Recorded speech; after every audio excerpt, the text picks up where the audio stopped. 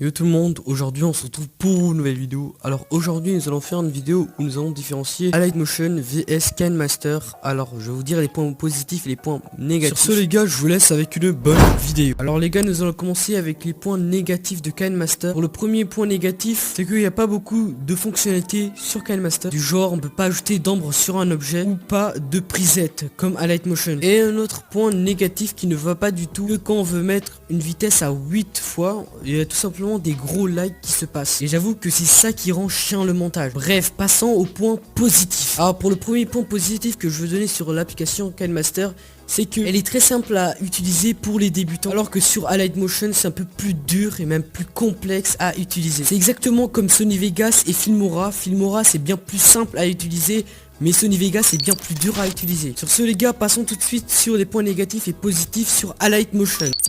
Alors les gars, pour les points négatifs sur Highlight Motion, c'est déjà que quand on veut exporter un projet, ça prend vraiment beaucoup de temps. Vous allez tout de suite me dire que ouais, comme toutes les applications. En fait, je voulais dire que si tu fais une vidéo de 3 secondes par exemple, crois-moi qu'une vidéo de 3 secondes va prendre à peu près 10 minutes à exporter. Mais bon, c'est pas un truc aussi grave que ça. Bref. Pour le deuxième point négatif, c'est que on peut pas enregistrer tout simplement en vocal, alors que sur KineMaster c'est bien différent. C'est là où tu seras obligé d'installer une application où tu pourrais enregistrer et couper tes bégaiements. Franchement je suis étonné puisque les points négatifs sont déjà finis. C'est que Highlight Motion n'a pas tant que ça de points négatifs. L'application presque parfaite pour le montage. C'est pour ça que nous allons passer directement au point positif. Alors pour les premiers points positifs, c'est les presets. Et franchement les presets c'est l'une des choses qui a changé à vie l'application Highlight Motion. Mais bref, je vais pas vous expliquer c'est quoi déjà un preset, vous n'allez qu'à taper sur YouTube. Et pour le deuxième point positif, c'est que il y a beaucoup d'effets. Mais le problème c'est que Highlight Motion n'est pas si simple que ça. Donc si vous voulez lancer sur du Highlight Motion, je vous conseille de regarder des tutos de 30 minutes de Wyrox ou de n'importe qui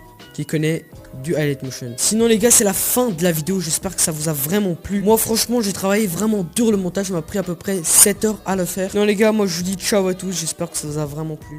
Et bye.